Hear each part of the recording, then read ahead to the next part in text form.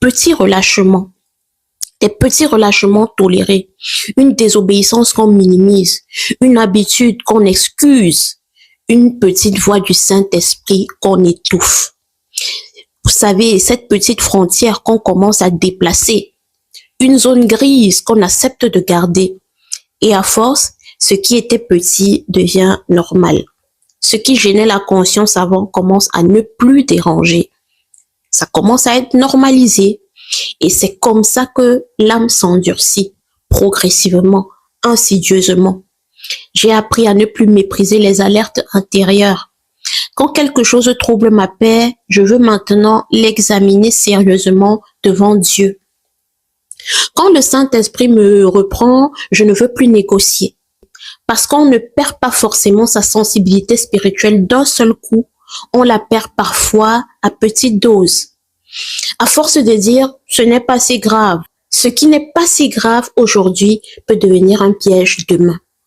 Il y a des choses qu'on doit couper très tôt avant qu'elles ne prennent racine.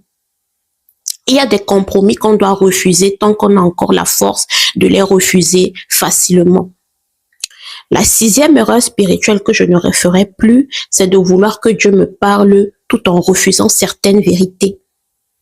On aime beaucoup demander à Dieu des directions, des confirmations, des prophéties, des signes, des réponses. Mais parfois, le vrai problème n'est pas que Dieu se tait. Le vrai problème, c'est que nous n'aimons pas ce qu'il a déjà dit. Nous voulons une nouvelle parole alors que nous n'avons pas encore obéi à la précédente. Nous voulons être guidés, mais pas corrigés.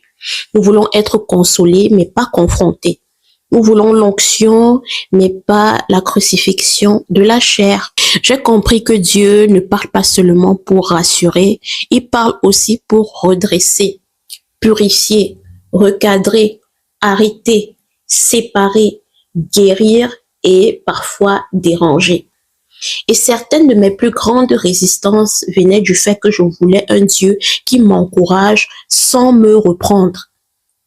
Or, ce Dieu-là, il n'existe pas. Le vrai Dieu aime trop ses enfants pour les laisser dévier tranquillement, sans agir. C'est pour cela que la correction divine est précieuse. Elle fait certes mal à l'orgueil, mais elle sauve l'âme. Elle blesse parfois le confort, mais elle protège la destinée. Et honnêtement, aujourd'hui, je préfère être corrigé par Dieu que validé dans l'erreur. La 7e erreur spirituelle que je ne referai plus, c'est de penser que je pouvais guérir spirituellement sans traiter certaines blessures intérieures du passé.